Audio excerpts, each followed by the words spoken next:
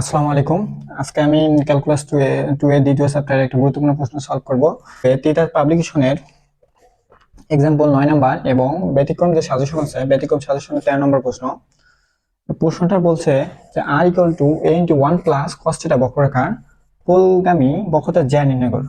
প্রথমে আমাদের জানতে হবে এই পোলগামী বক্রতার জ্যা এর যে সূত্রটা, এই সূত্রটা আমাদের জানতে হবে। তো পোলগামী বক্রতা জ্যা এর সূত্র, পোলগামী বক্রতা জ্যা এর সূত্র আমরা জানি 2p ইনটু dr ভাগ হচ্ছে ডিপি। এখন আমাদের এখানে dr টা লাগবে, dr ভাগ হচ্ছে ডিপি, এটা লাগবে। আর dr বা ডিপি যদি আমরা নির্ণয় করতে চাই তাহলে আমাদের এই লম্ব দূরত্ব সূত্র লাগবে 1 ভাগ পি স্কয়ার, 1 ভাগ হচ্ছে r স্কয়ার, 1 ভাগ হচ্ছে r টু দি পাওয়ার 4, এখানে হচ্ছে যে dr ভাগ হচ্ছে d থিটা। আমার দেখেন যে এই যে আমাদের dr বা d থিটার মান, এই সূত্র প্রয়োগ করতে গেলে আমাদের আমাদের এই dr বা d থিটার মান আমাদের বের করে নিতে হবে। এই দেওয়া অংশ থেকে আমাদের বের করে নিতে হবে। তো দেওয়া সমাধান অংশে যাই আমি। এইটুকু অংশ আমি তোমাদের বোঝার জন্য বললাম। এখন তাহলে সমাধান অংশে দেওয়া আছে r সমান সমান a into 1 plus cos theta. এখন এখানে r তো ঠিক থাকবে, এটাও ঠিক থাকবে। এখন হচ্ছে 1 plus cos theta, 1 plus cos থিটার সূত্র হচ্ছে 2 cos স্কয়ার থিটা ভাগ 2, 2 cos স্কয়ার থিটা ভাগ 2 এর সূত্র হচ্ছে 1 প্লাস cos থিটা। তাহলে উভয় পক্ষে যদি আমি লন নেই, এইদিকে কি থাকে, এদিকে আছে লন আর, আর এইদিকে যদি নেই তাহলে লন 2 এখানে নিলাম, আর এখানে গুণ থাকার কারণে কি হবে, যোগ হবে।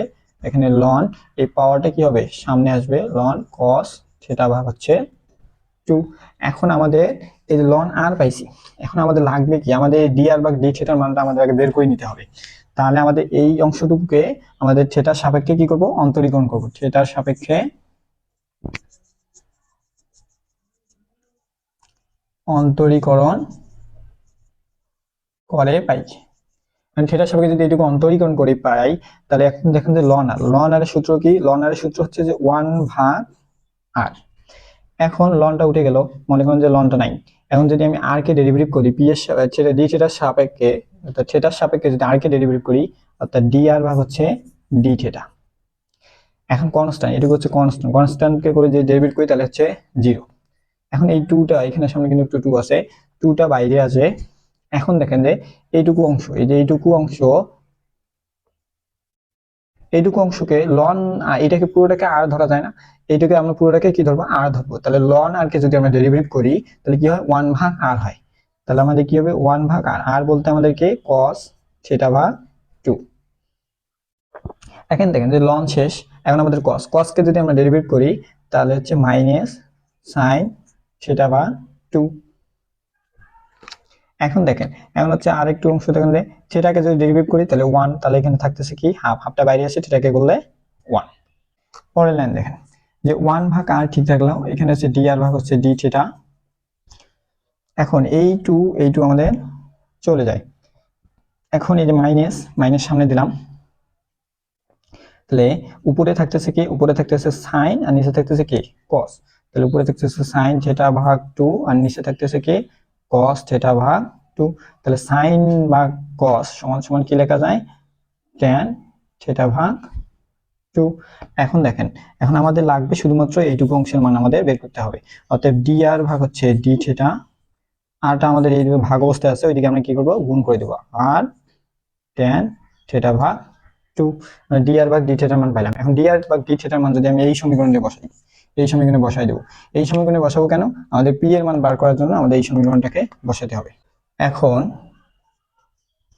মানে আমরা জানি, কি জানি যে 1 ভাগ হচ্ছে p স্কয়ার সমান সমান 1 ভাগ r স্কয়ার প্লাস 1 ভাগ r to the power 4 dr ভাগ হচ্ছে d থিটা, তার উপরে এটা অল স্কয়ার আছে। এখন এইদিকে ঠিক রাখবো, 1 ভাগ p স্কয়ার ঠিক রাখবো, 1 ভাগ r স্কয়ার ঠিক থাকবে, 1 ভাগ r to the power 4, r to the power 4 ঠিক থাকবে। এখন এই যে এইটুকুর মান আমরা কি পেয়েছিলাম, মাইনাস r tan থিটা ভাগ 2 অল স্কয়ার।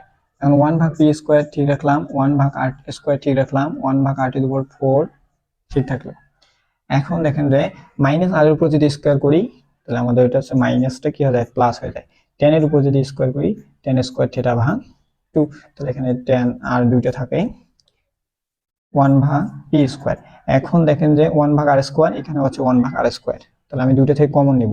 1 ভাগ আর স্কোয়ার যদি আমি কমন নেই তাহলে 1 প্লাস কি হবে, 1 প্লাস টেন স্কোয়ার থিটা ভাগ 2। তাহলে 1 প্লাস টেন স্কোয়ার সূত্র কি আবার, তাহলে 1 plus tan square, 1 plus ten স্কোয়ারের সূত্র হচ্ছে যে সেক স্কোয়ার থিটা ভাগ 2, সেক স্কোয়ার থিটা ভাগ 2। এখন সেকের সূত্র কি, সেকের সূত্র হচ্ছে যে 1 ভাগ, এখন দেখেন যে সেকের সূত্র কি, সেকেন্ড সূত্র হচ্ছে 1 ভাগ cos, তাহলে cos স্কোয়ার হবে থিটা ভাগ 2 হবে। এখন আমাদের যেহেতু পি এর মান লাগে, এখন এই উভয় সমীকরণটাকে আমি উল্টায় নিব।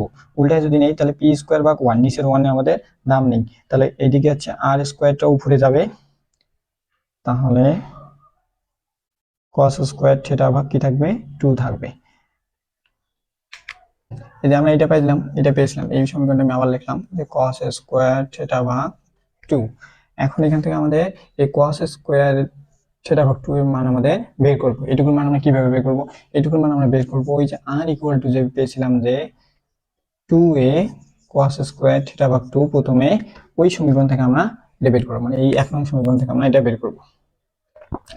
এখন দেখেন যে এইটা গুণ অবস্থায় আছে, দিয়ে কি হবে, ভাগ।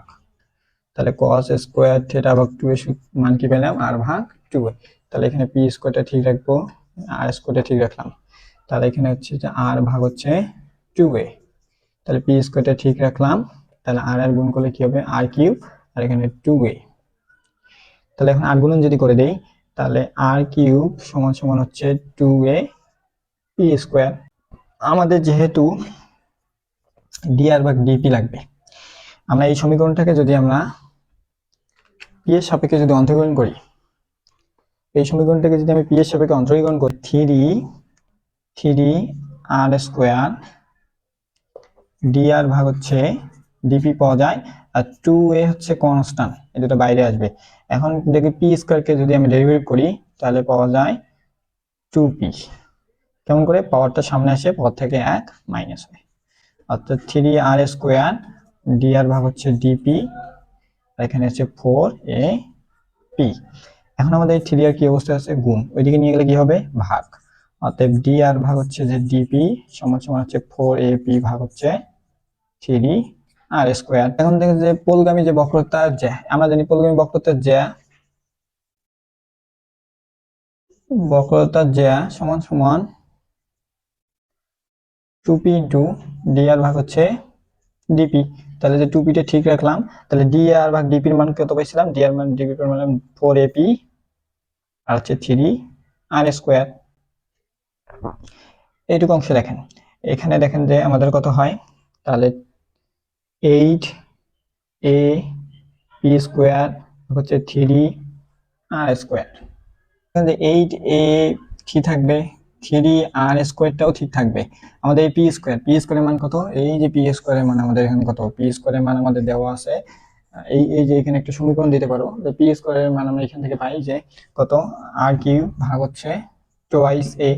তাহলে এখন দেখেন যে r এখানে কত হয়, r এখানে একটা থাকে, আর এখানে 4 গুণে কত হয়, 8, a চলে যায়, তাহলে হচ্ছে যে 4r ভাগ হচ্ছে 3, এইটা হচ্ছে অ্যান্সার।